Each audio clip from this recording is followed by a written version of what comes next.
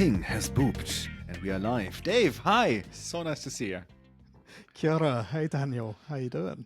Good morning. I am good. I'm extremely tired because it was my birthday weekend, and I didn't want to celebrate really. Like I wanted to have just like something where I sit at home and maybe watch a movie. But I actually did meet up with some people, or some people Yeah. kind of came over, and I am sleep deprived, but happy. I got really cool gifts. And yeah, it was a fun weekend.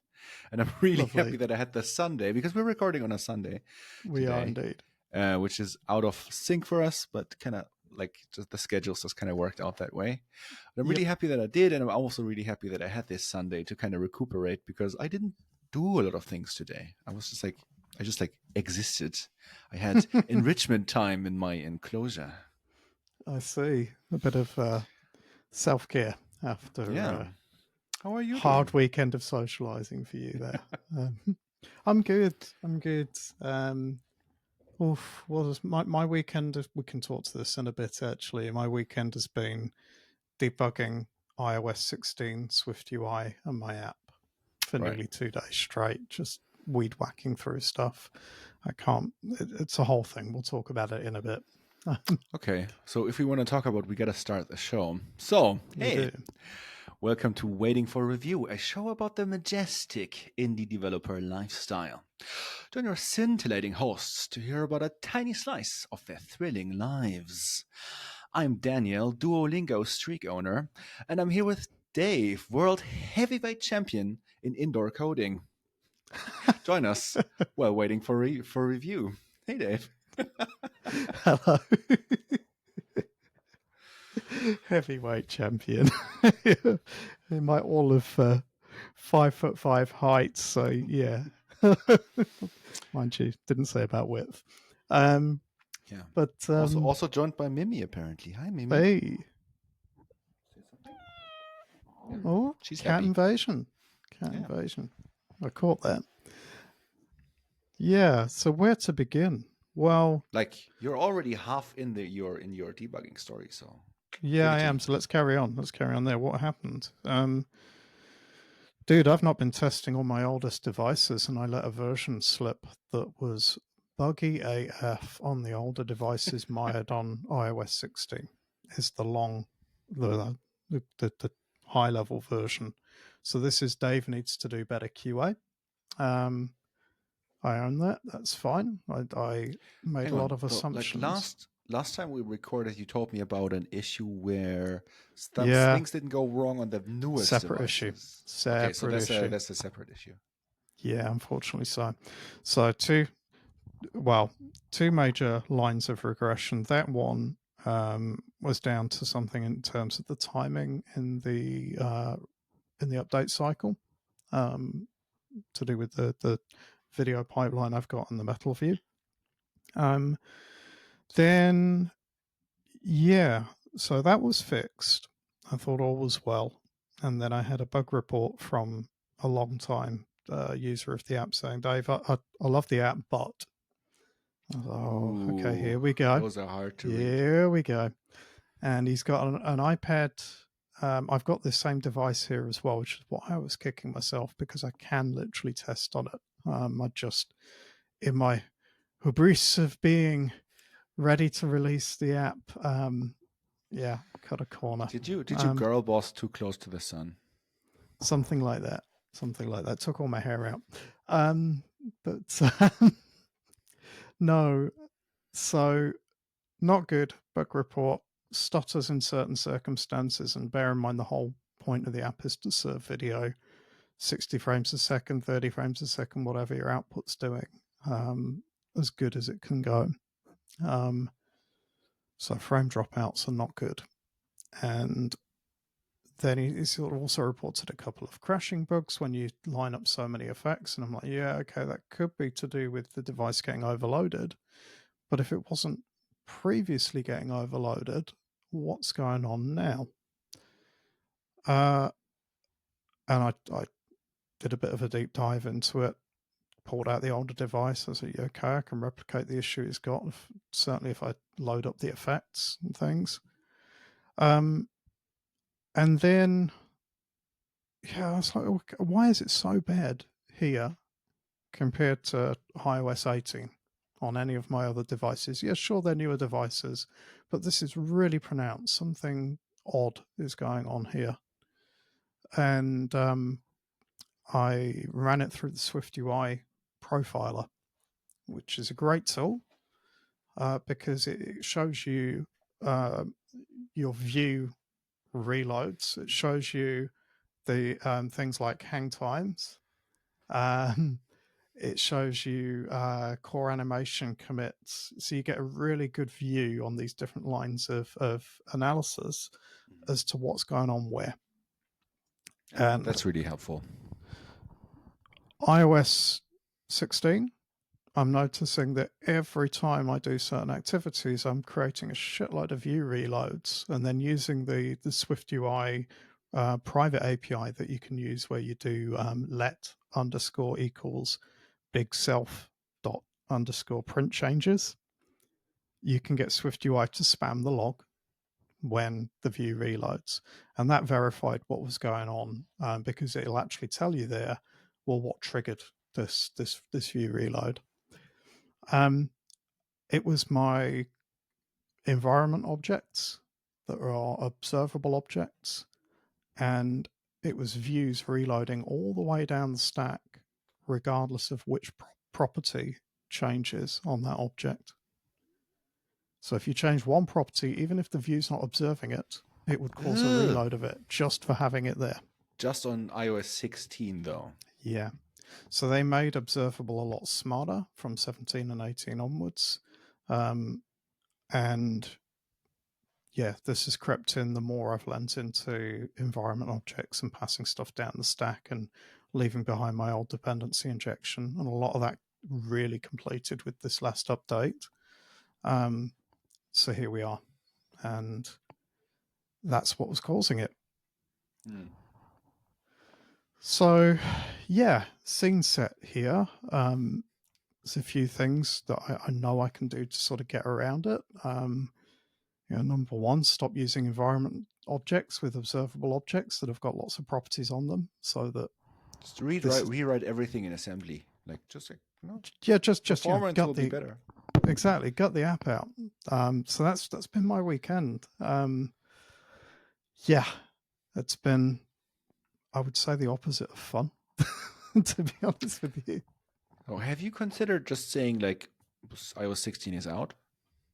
I have, but I feel really bad about doing it. So I checked my analytics. Shameless plug. I logged into telemetry deck. And I can see that out of my active users over the last 30 days, last 90 days or so, I've got a cohort that is using the app who are on iOS 16 of about anywhere from 8.5% to 9% or so. All right, that is a bit significant still. Yeah. So if I It's not cut like that, 0 point something.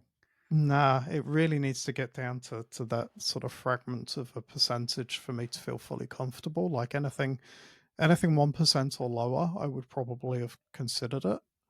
But in this circumstance, I'm looking and I'm going, that's a whole load of people who, A, currently aren't having a good experience when they use the app, and B, if I don't support, they're going to move on. If they're subscribed, they will leave me. Right. And this just doesn't feel very fair. Like, I feel like at least I should get it to a stage where it's working, even if in 6 to 12 months' time I'm like, yeah, you know what, that's the last version you're going to get on iOS 16. I'm moving on. Mm-hmm. I feel like I need to get it to a clean state. There's a whole load of other reasons in this as well. And so, I don't know if I've ever explained the values of my business, Daniel. Oh, I actually would like to hear them. Please tell me the values of your business. One of the core values of Lightbeam apps is to make video effects and live visuals accessible to everybody. And so underpinning that, if you sort of pull the thread on that, underpinning that, you've got some of why do I want to look at running on Android, because I can't say that I am working for everybody if I'm only supporting 50% of the mobile space, for example. And then when it comes to older devices, a similar thing kicks in, right? Just because you're on an older device, why should I pull the rug?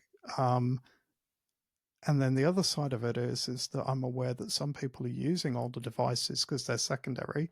They've actually upgraded, and then they're dedicating these devices to a final life of being part of their video rig for performance. Well, I don't want to be part of the nudge to those devices ending up in landfill for as long as I can avoid it. Fair. Yeah. So get it to a good working version. Then at least if I do have to hoist up to 17 or 18, they can still use it on the old version. But it has meant a rewrite of the app this weekend. Like a whole rewrite. Like, could you just like, I don't know, like have 2 environment objects instead of 1? There are several environment objects. The trouble is it ends up having to be quite atomic, right? Either I break it down to like an object per property, and in which case why have objects at all? Or many other ways of cracking this, right? This is dependency injection interacting with reactive programming. So long story short, I have a dependency vendor, which is an object with a singleton, because I've just gone YOLO. I need to sort this out. And then for many areas of the app, I have a local view model that is observing changes on the global objects and is then updating its local properties only if it needs to. And then the views observe that view model. I've gone backwards. If you have thoughts on singletons, by the way, please write them into the YouTube comments so that the algorithm gives us a boost. Yep. Or email me. I've got a rule that says anything with singleton goes to dev null. So, yeah, I'd love to say it's been fun. It has not. I've been sat with the oldest device, going bit by bit through the app and then going, oh yeah, you rely on that? Right, I'm going to rip that out, create a local view model, decant all the properties and rewire it all. A couple of other bugs spotted along the way as well with in this scenario. Yeah, it's been the opposite of fun. Ooh, yeah, harsh. Harsh, but I get it. Like, if that is one of their that is a very good value to have for your business, and so yeah, it's part of it. Like, I could accept moving on if they had a good working version, but they don't. So yeah, that too. Like, you want to leave. Like, if you want to leave off a generation of devices, you want to leave off with a good, stable version that is just like, here's one less update that is just like fixes the last few bugs, no new features, and then you're snow leoparded. Pretty much, yeah. Snowdle. So yeah, that's been my weekend, Daniel. Nowhere near as fun as yours, and nowhere near as much drinking. Perhaps a similar amount of sleep deprivation. Yeah, they have like so one of the gifts that I got really cool gifts, by the way, but like one of the gifts that I got was a thing that's called Tatra tea. And I think it's from Slovenia. It is black tea that is fermented to have alcohol, and not a little bit, like it's like 57% or something like that. It smells like black tea. It tastes like black tea that has a kick to it. And it's dangerously delicious. You've got the tea, Daniel. Yeah, I got the tea.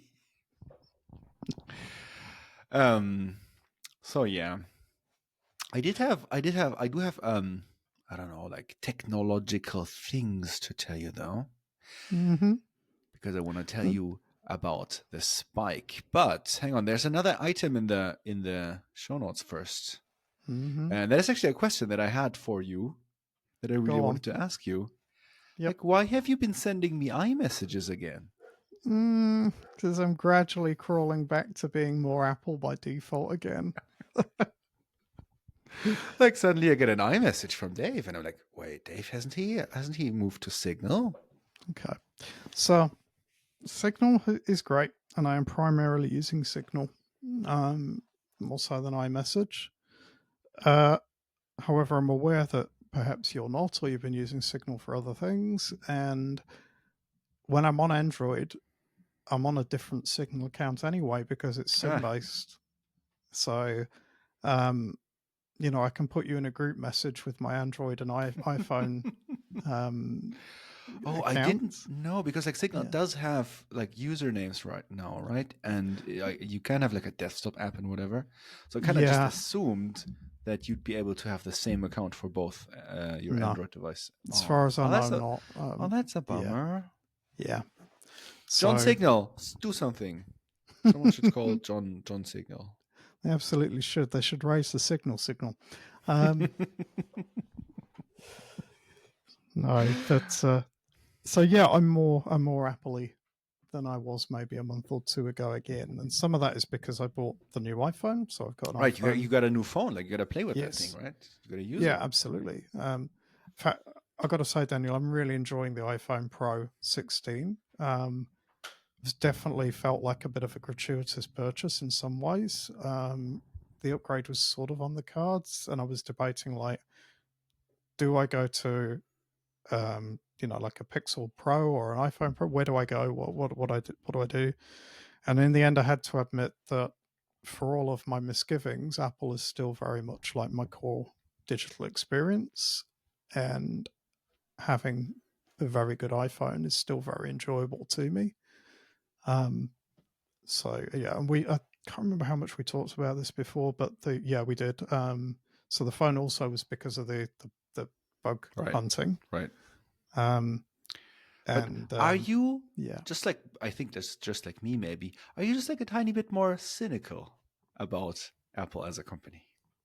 Oh yeah, yeah, Not about the people absolutely. who work there who are still like No, amazing and really cool people whom I very much admire, but yeah, like just like the cynicism has just like crept up a little bit. yeah. I think I described this to somebody the other day as Apple are in their Microsoft era, Oh, and that's a very good description. yeah, and what I mean by that is I mean Microsoft in the early 2000s, sort of post antitrust, or around about the antitrust time actually, and I sort of feel like, well, um, we've talked about this a lot this year, but like all of their behaviour with the EU and that side of things definitely sort of feels reminiscent of that. Um, but it doesn't detract from the fact I still really love the OS. I love the Right. phones. I love my Mac. Yeah, it's a strange one though, like because I would have said I loved the company a while ago, and I remember you sort of ripping me for that. Like you shouldn't love any company because the company can't love you back. It's also still my preferred platform for computing. hmm What do you think um, about the photo button though? I Still the I most like it. controversial I don't get feature. I don't get much out of the fact you can move your finger up and down Yeah, the button. That doesn't. It's just a button for me. yeah. I Um, completely forget about the fact that it has the touch yeah, until I accidentally capability. like skim it while taking a photograph or something, and then it zooms, and I'm like, yeah, all right. But yeah, no, I like the button. I like the easy access to the camera. Not sure I particularly care for what they've done to the silence button because that's now like The a silence but oh yeah, like I was a bit annoyed about it for at first, but the thing is I never use that thing. Like when I no, get a new phone, I set it to silent once and then that setting just and it stays. stays there. Yeah, And so I have an action button now, and it feels kind of good because I put the flashlight on there, yep, and so I have like because I use my flashlight a few times a day, just like when I'm looking for something in a dark corner, I'm like oh I just like turn on the flashlight, and so that's a bit cool. The only thing I'm annoyed by is the fact that my display now always shows like a crossed out bell yep, that says yep. like, "Oh yeah, silent mode is on." I'm just like, yeah, that is just like the way my phone is. Like, Can we Yeah, I remove don't that need to somehow? be told about it. It's like, Yeah. no. Like, put on the icon when silent mode is off or something.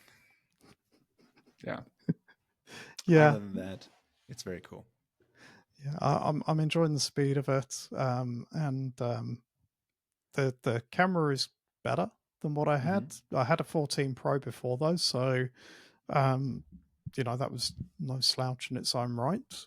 Uh, Actually, shout out to my eldest son who is now loving having that as an upgrade. His I YouTube channel figure. benefits. Yeah, but I I don't know. I love it.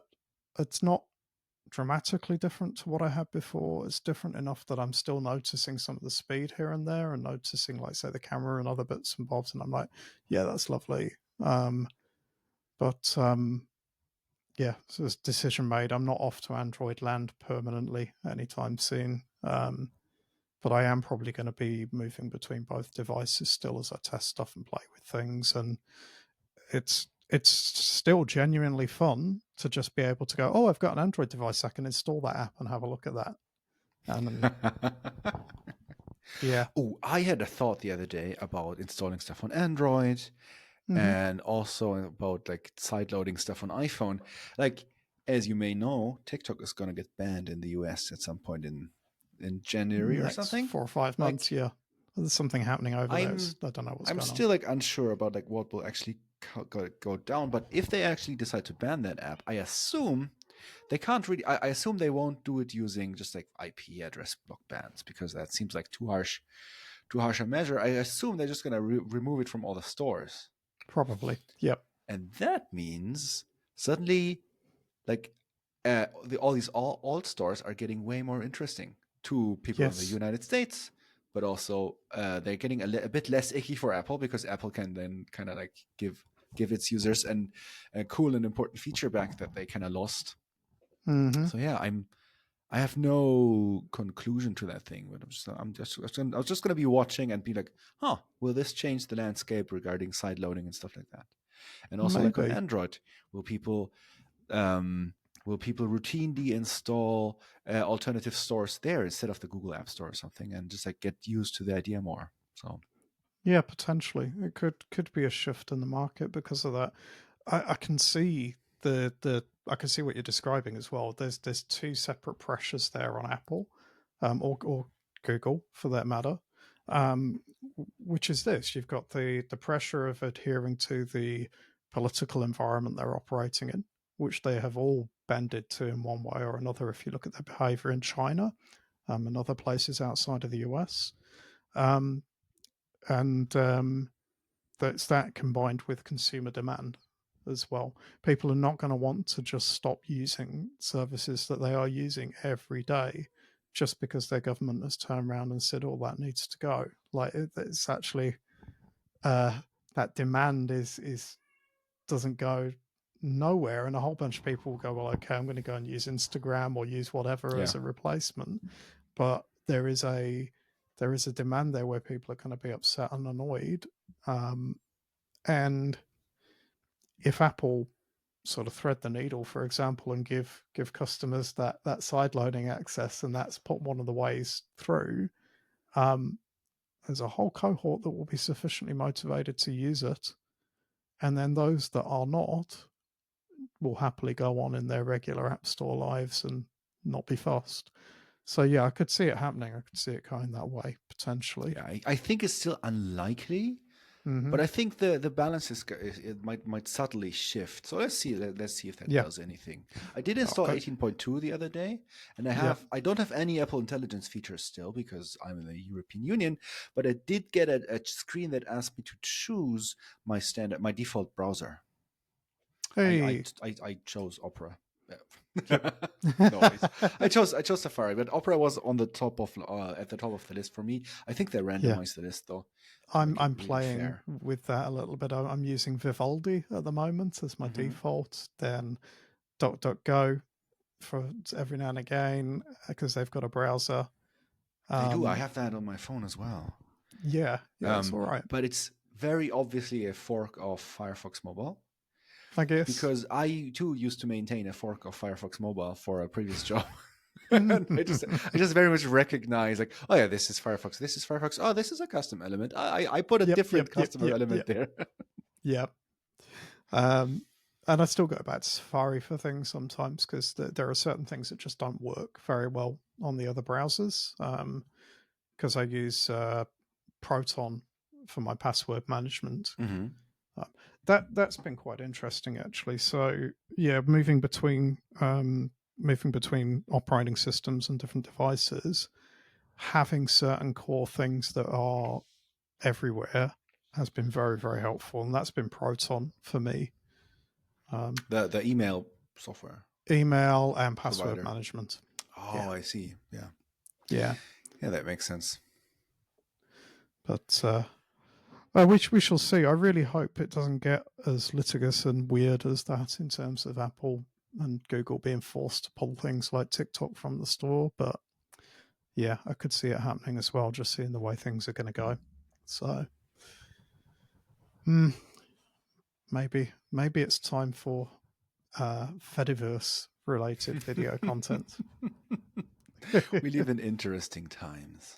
We do. Unprecedented times, Daniel. Yeah. But I would love to hear more about the spike. So yeah, I put into our show notes the words "the spike," capital T, capital S. And what then happened is that Dave kind of put underneath a photo or a picture of Spike from Buffy the Vampire Slayer. And that picture is somehow so large that my computer is still like lagging. I don't know, like how many pixels. Like it is shocking. Like it's the visual size is just like right for the document it's in. But like just when I scroll, every time the thing comes into view, like it's just like I'm losing frames. How big is he's it? like, it's not even that big. He's like piercing with his piercing look. I'm getting all like distracted. This, he's smoldering there actually. Yeah, very much so. If you're watching on the YouTube, you've probably seen him already because I will probably end up using James Master's Spike for the thumbnail. But yeah, I want to tell you about was it Tuesday, I think. I want to tell you about the Tuesday that I had, which Monday is usually the day where I have try to put all my meetings, right? So Monday is usually a day where I spend mostly in meetings, and then Tuesday is the day where I'm like, okay, I now have time to work on the things like technical stuff. And so I was like, okay, I'm gonna sit down. I'm gonna open my development environment, open my notebooks, and sketch out the plan, the things that I need to do for our next big feature release, which is going to be the change in the pricing structure, which has so many working parts already. And now I was like, okay, this week I'm going to try and put some of these puzzle pieces together. So I sit down and I pull in all the different pull requests that I already have, try to combine them. And how that works is I'm developing the front end locally, and it points to the existing API. And at some point, I'm like, oh, this is like answering more slowly and slowly. Like this is annoying. Did I turn on the throttling or something? And it turns out I did not turn on the throttling, but I kind of like it stopped responding at all for a second, and then I was like, huh, what's that? And in that moment, my phone makes the distinct sound that it only makes when our like uptime monitor says things are not up. Oh no! What sound is that? Is it a special alert you've got, or? Yeah, I can't really replicate it. I think. Right, listeners of the show, if you can send that to me, I will insert the sound at this point. And if I haven't done that just after here, then you will know that I failed to do that. But if you've just heard it, then great stuff. We've given you the sound. Fantastic. I can also just like shut down the API for a second. No, I won't. Please don't. So anyway, and the different alerts are going off. Like so, the main alert is going off for ingest API, which is the thing that I really do not want to go down, because then like the data is not arriving properly, but also the regular query API that like powers the front end, and also like various like sub things. And so I'm like, oh, what is this?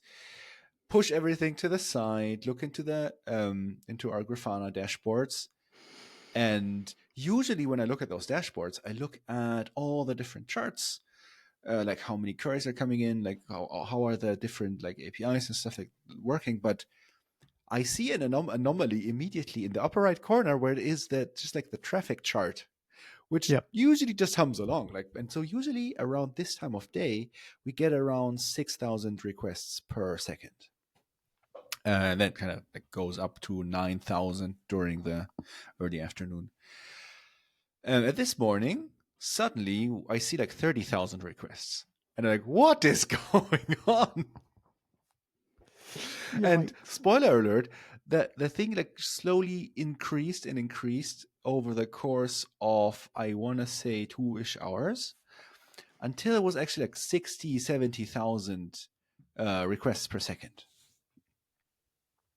And I really don't know. I really don't know why. I was like very confused. The thing is, two problems were now immediately occurring. One is that our query API has, just like for historical reasons, basically, it has this health check endpoint.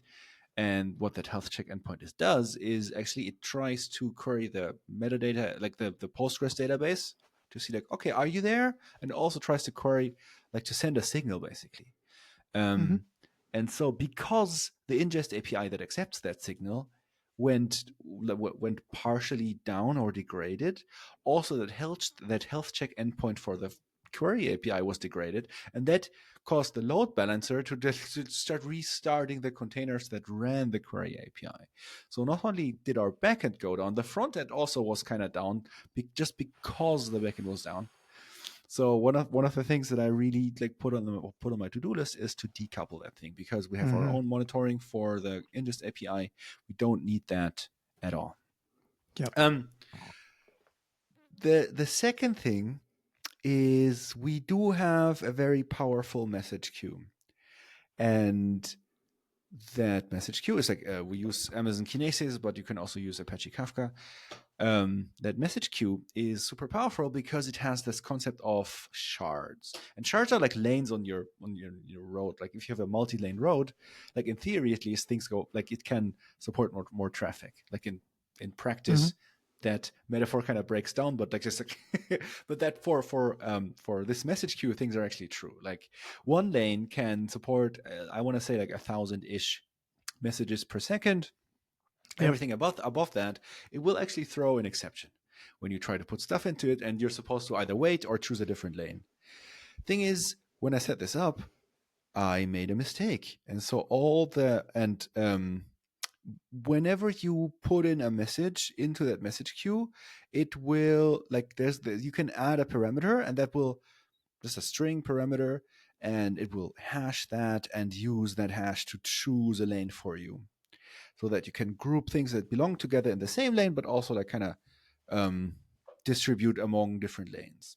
Yep. Turns out my big mistake was that at some point when I didn't understand that concept yet, I just put a hard-coded string in there. So even when I was in my panic, like scaling up that message queue server to like ungodly amounts of power, it was still very much constrained, because it was like, oh yeah, like everything is going through this one lane, and that will still complain if more data gets through. So in the meantime, I'm trying to batch the writes to the lane, because I still haven't understand that this is a problem. So I'm trying to batch the writes, and that helps a little bit. I'm also scaling up all kinds of different, like I'm scaling up the ingest API containers, because if it's more there, they can kind of like wait a little bit. They can they can afford to like just keep a bit in their RAM, and then like just write everything out. But that makes their answers slower, of course. Yeah. And then it kind of hits me like, what are these shards? Okay. And so, yeah, I'm using a just like auto-generated UUID that I generate at when the container boots. We have like, I don't know, 10, 20 containers for that API. So it's like 20 lanes now. And if I spin up more containers, it will be more lanes. It is so easy once you think about it, but I just didn't know. So that's very frustrating. So we finally find that out. And I'm like, oh, awesome. The error rate is like dropping. There are just no errors anymore. And then shortly after that, the traffic also stops. Or like decreases significantly at least. And I'm like, Okay. what is going on? Like I wanna I wanna like Yeah, be yeah, able yeah. to I wanna try this out. Like I'm super proud. Like now we have found this bottleneck. So please. And of course, it makes sense that the traffic also goes down because our SDKs are set up in a way that if the server throws an error, they will retry. Yes. And what they will do is they will retry. They have like different logic, but like they will retry within like half a minute maybe or a bit less. Yep. But they also have like some of the SDKs also have a bit of a back off in there. So like traffic goes down, and I'm like, and like things are just like suddenly quiet, and I'm like, oh, okay, why is this supposed attack suddenly stopping, right? And I'm like, okay, I guess like let's just like try to clean up and everything. And then like traffic is ramping down, not to its normal levels, but like to half of the spike or something. And then another spike starts.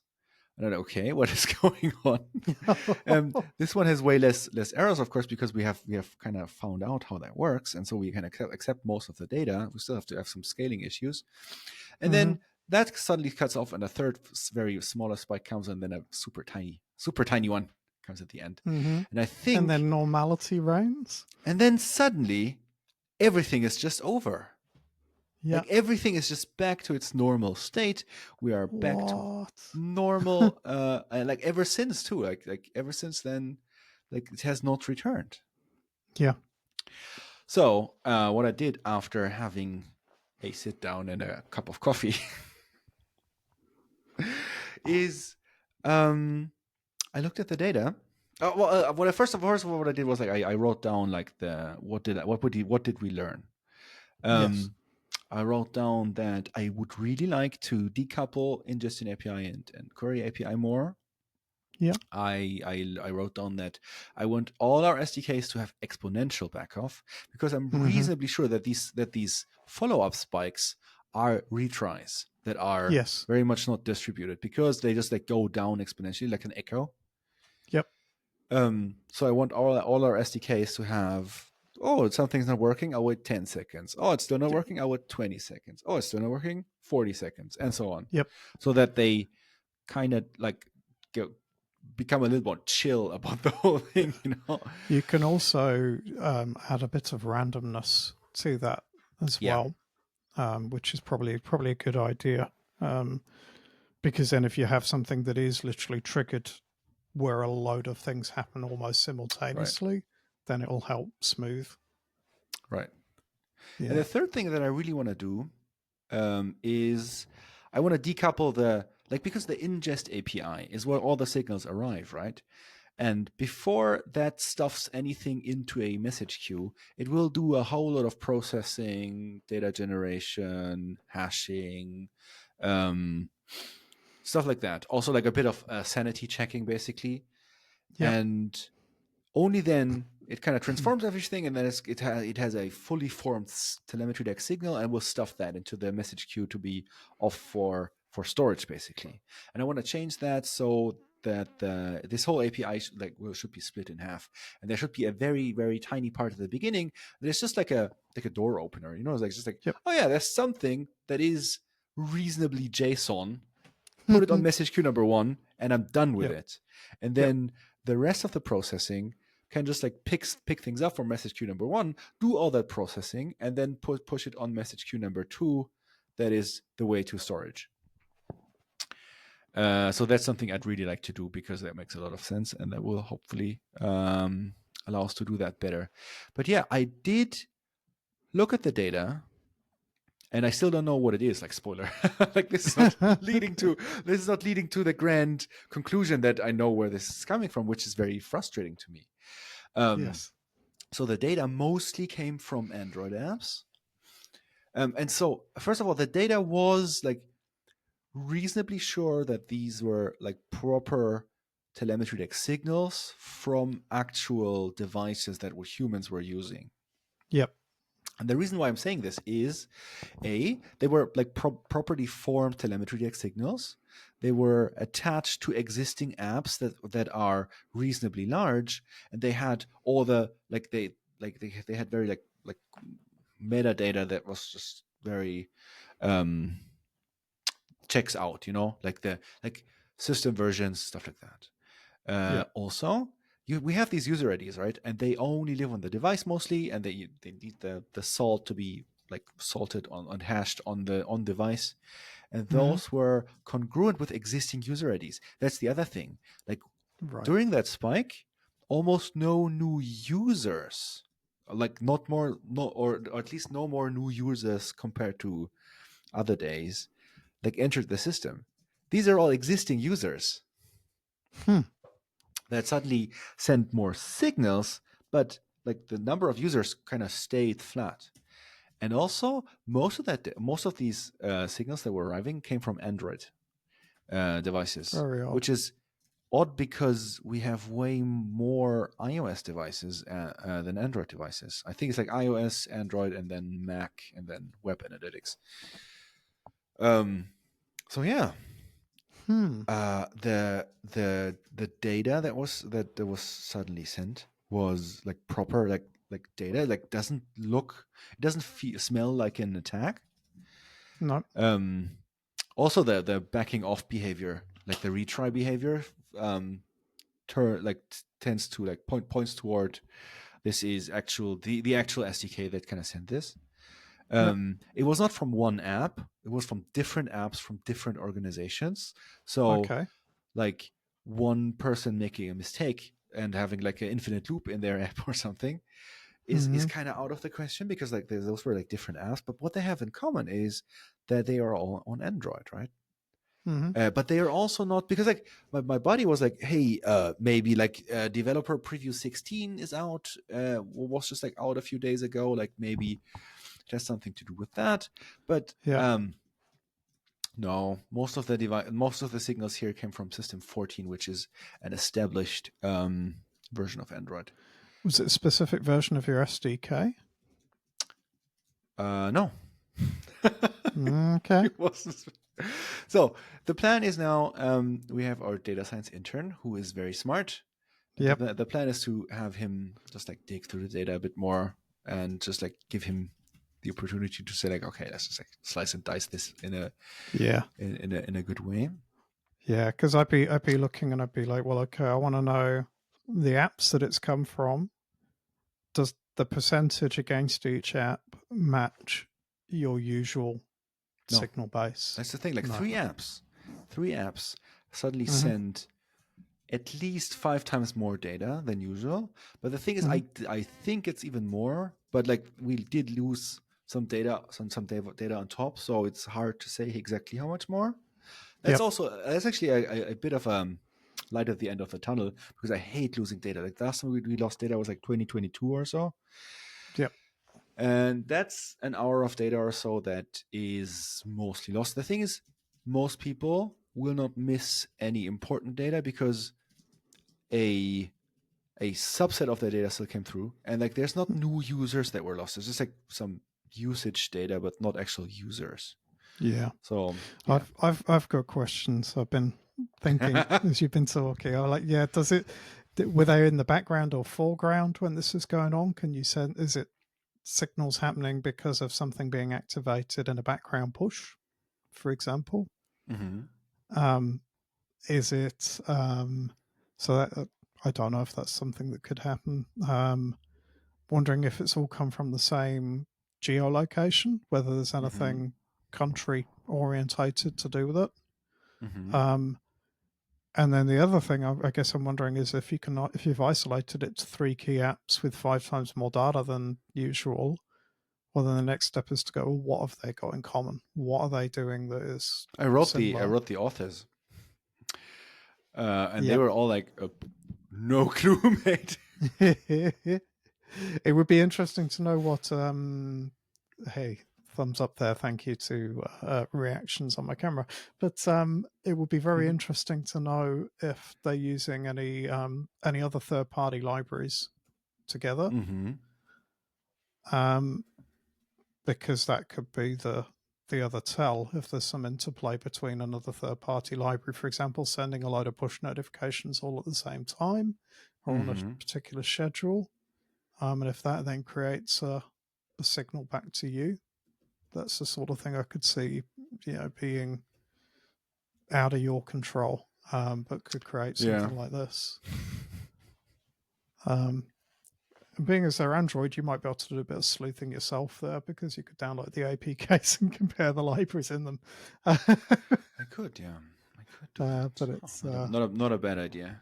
Like, yeah. it's hard because on the one hand, I want to go get to the 100% to the bottom of this. Like, I want to see Mm-hmm. exactly what happened. On the other hand, I'm like, I have so much to do, Yep. and I did the most important things, which is find a really important bottleneck and fix it. So the Yep. next time that happens, and I'm kind of like, part of me is kind of hoping that it happens. Mm-hmm. I'm like reasonably sure that things will just work, and so that's Yeah. really cool. That is Even really though, cool, and I so think that's a that's a good. kind of a load test for our system, and I think the Yes. next load test will be really good. So next time our Uh, customer comes with, I don't know, hundreds of thousands of requests per second, we're gonna be ready. Awesome.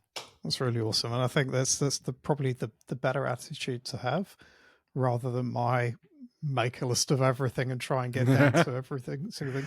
No, I You think my can't. strategy is I Yeah. posted a blog post about the theme, Mm-hmm. but also that it's kind of a mystery where it's coming from right now. And I'm also Yep. talking about this on this program. Mm-hmm. And so that is me kind of shouting into the void. Anyone have any ideas? Yep. But of course, also my esteemed data science colleague will have a look, and so we're gonna split up the work.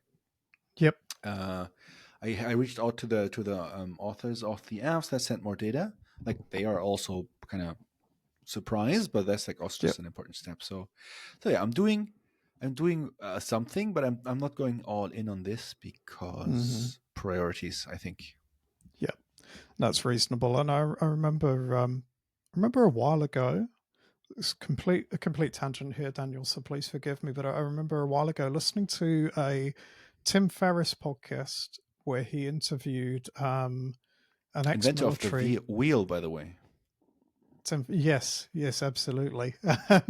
And one of his descendants worked on the London Eye, but no, he was interviewing a military commander. I can't remember from which bit of the US military. I want to say like the Marines or something. He was really high up. Um, he was fascinating to listen to because he talked about risk, and how you respond and mitigate risks. And sort of the whole concept of risk management is like where um, you've got the threats to your operation, your in this case to your business, to your stack, um, and then your risk tolerance is worked out by your ability to mitigate those threats. Right. Um, and I think you're thinking about this in quite a practical way because if you look at this, well, okay, there's a risk this could happen again, tomorrow. You now know like how things held up against it this time, which was still pretty damn well. You've got a whole bunch of things you can do to sort of help make that ability to respond to it better. Um, but the reason I like this sort of point of view of sort of risk and threat management is you can't eliminate every single threat, every single problem. Um, the only thing in your control is your response to it. Yeah. So this makes a lot of sense to me. Yeah, I think you're going about it the right way. I've been analysing your blog post as we've been talking, and I can see so all of your mitigations are sensible. I You know, think, yeah, like one thing that I've been not bad, but at least mediocre at, is like communicating when something like this happens. Yep. And ever since we added the notification system to TelemetryDeck's dashboard, that helps. But also we have a status page, status.telemetrydeck.com, and of course social media and a blog. And I think this time I'm happy with the amount of information we gave out immediately, which is like just immediately as something started, I just put in there like, okay, something's going on, we're on it. Sorry for the decreased performance or the, but Yeah. also I think you're speaking about priorities, and I think kind of my priorities on the risk mitigation are pretty clear because like we've been doing this for a while now, right? Yep. So the first priority always has to be no data loss. And so that means like data that arrives at our ingest points, that needs to be somewhere. Like there needs to be like we need to do that's what bums me out the most is that that didn't work 100%, right? Yep. And then once the data is actually there somehow, I kind of want it to be queryable. Like doesn't have to be real time. Like if we get behind a few hours because too much data is coming in, that's better than no data at all. So I want the query API to be at least somewhat responsive. Yep. Yeah, And even if then we're it's getting working on like a like slightly outdated or paused right, view, right, that would right, still be good for users. right. Okay, I'm not getting any new signals, but I can still play with everything that's in the box. Exactly. Yeah. And then we're getting into like, okay, it would be nice to have, but those two things are, I'd really like to have those. And so that's like my top priorities. I don't want to say, oh, me too, and we're the same here. But if I think about my debugging weekend with iOS 16 and where I've ended up with sort of how to mitigate that, it's again been about decoupling things and about breaking down the links between things so that I have control over how they work. And in this case, my risk and threat was the fact that SwiftUI behaves very differently with observed objects between operating But systems. that is so frustrating because like you kind of have to test by hand on all these different systems. A little bit. I've got a few ideas what I might do about that sort of thing. Not least of which I think I need to get better on my tracking of performance with my app in terms of like how users are actually operating it. There's certain things I you can could track. probably send telemetry deck signals with an averaged frame rate or something. Exactly that, yes. Just set it as a float so we can average it on the server. Yep.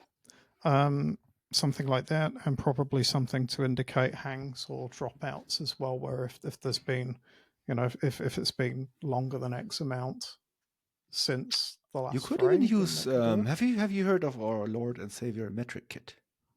I have not. No. So Metric Kit is a thing that people have been asking me to support directly in Telemetry Deck for a while, and I haven't come around to it because I kind of, it took a while to understand it, but now I'm kind of like, oh yeah, this is really cool. I want to do it. So basically, what it is you in your device code, so on your in your app, you say, hey, Metric Kit, I want to subscribe to metric notifications, and once you have activated this, every like 24 hours or every app launch, but no, every app launch if the previous one was like 24 hours. Anyway, like around once a day you get a notification, or you get your delegate method gets called with a metric kit object, and that gives you a heap of information about performance. It gives you like how many bytes has my application downloaded or pushed to the internet? How many frame drops did I have? How many crashes did I have? How many times was my application killed by the memory watchdog, stuff like that. What I've done on the telemetry deck side is I have a prototype, and I actually have I have reserved all the names for these properties on the server. Right. But so I haven't come around to could integrate it. So yeah, the next thing would be like just flatten, because like it's a pretty deep dictionary, flattening everything into like one level and then pushing it out and having a nice user interface. That all hasn't happened yet. It might happen at some point. It might it might not. Like other things are I'd, just like I'd, above I'd see on the that. priority list. But anyway, my Yeah. recommendation to you is look at that and see if you can pull out like 3-4 like performance key metrics and just like push them into Mhm. telemetry deck right now. That's a good shot. Let I've been me know looking if at. you want to talk about Go formatting. You can even like send on. or whatever, especially like numerical values and stuff like that. But Awesome. yeah, and you can have just like a general dashboard that gives you like an idea of, is the new version worse performance wise than the previous one. There's a few things I want to group together. So yeah, the stuff I've been thinking about with this is if I can record these events, I probably want to have a view of app state that I am consistently sending with my signals. So that boils down to, are they playing, what are they playing in each channel? Because I have 2 channels of video that are getting mixed together. And so if I think about the sort of state I'd like to see, is like, well, are they playing a video using a photo? Are they using the camera or any other feed? Like, what is in each channel? I don't need to know down to like literally the video or the image. I just need to know it's one of those types of object. Right. And probably accompanying that would be information on how many effects they've got loaded and which ones. So there's 4 effects on each channel, knowing which effects are loaded, knowing which blend mode they're using between the two. Those metrics are probably enough for me to be able to, combined with a view of OS, a view of device type, get down to how are the oldest devices holding up under load. For example, if I'm recording that with a frame rate signal that's sent once a minute or something like that, or something that kicks in if there's a significant frame drop, that could start to give me some good insights. So yeah. With Metric Kit, Daniel, I've just noticed they support it's supported by Sentry, and I'm looking at Sentry for crash reporting as being a Totally. yeah. But could definitely combine both Sentry and telemetry deck to give me proper insights. I need to spend some time, and I need to do this well. I've got, like I said, I'm going to get to the fix within my app probably in the next week. I want to push a version almost as soon as I'm comfortable it is working very, very well, so that users can have it in their hands. And then this next step of remedial activity to kind of like bolt the door on because the issue here, right, is not only that I had the regression, it's that it took a customer telling me for me to find it. That is, in my opinion, not acceptable. I would rather that was not my situation. So I need to take some actions to make sure that doesn't happen in that way again. Again, you can't prevent everything. There's always going to be some edge case, but I would rather I had heads up. I've got data that is telling me, dude, you've got an issue with this release. So yeah, I've got some work to do in that regard, I think. But yeah. In any case, yeah, decouple, debug, log the things, I think is probably the key message we're saying. Yeah. You should have thought of a third thing that starts with a D or something to have like a alliteration going on. It's almost a very topical alliteration that I want to avoid on this show. Oh, right, I get it. yeah, keep moving. All right. I think we're done for today anyway, but I wanna say goodbye today with a quote from one of the funniest things that happened on the internet last week. It was in my eyes. So I'm just gonna say, anywho, I'm gonna go to bed, and I'll see you guys tomorrow. Bye.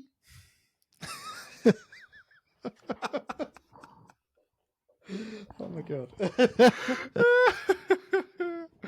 I'm gonna put a link into what happened with Hawk Tuah coin. Oh, okay. Yeah, it's quite in topical. The show notes. It's going to be ancient news by the time this episode goes out, because this is the episode that will go out around Christmas time. But absolutely link that up. Speaking of, I am gonna be traveling a little bit next week, and then it's Christmas, and then it's New Year's. I'm gonna have my Yep. microphone with me, but I can't promise anything, so there Yep. might be a slight break in Well, shows until we are both in front of our computers again. absolutely. And I think it's probably fair to say we've been kind of zigzagging a bit about the regularity of release of the show over the last couple of months.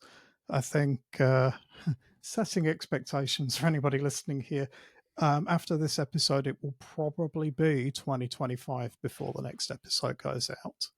Yes. Because this will go out just before or around Christmas. Then we will record or not in the intervening time.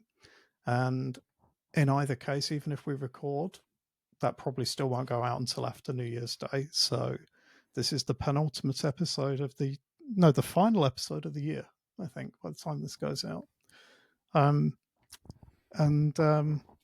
That's fine, but I do think we probably want to get back to some sort of more regularly scheduled routine. Oh yeah, and I think January.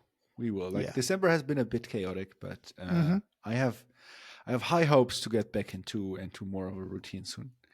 Yeah, all right, beautiful. Have a fantastic Christmas or end of year, depending on whether you celebrate any of it. Have a fantastic time. Launch some rockets, but only if you're safe doing it. Yes. Yep. And we see you on the other side. Dave, it's been a fantastic year with you. Likewise, Daniel. And I'm looking forward to the next one. Me too, man.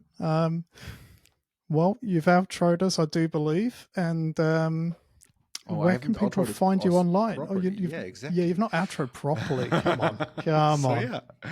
So thanks for listening so much. Please rate us on iTunes and on YouTube. Send us emails at contact@waitingforreview.com and join our Discord. The link is in the show notes. All right, people can find me at daniel@social.telemetrydeck.com on Mastodon or Break the System on Blue Sky. And where can people find you, Dave? People can find me mostly on Instagram for my apps. My user account there is lightbeamapps.com. That's .com spelled .com. And you can let's link Fetty again. Actually, you can find me over on Mastodon. I am at dave@social.lightbeamapps.com. Fantastic. Awesome. Then have a fantastic day. And yeah, I'll feed the cats now. They're getting a tiny bit They might cut you. All right. They're lovely. Bye. Take care, Daniel. Bye-bye.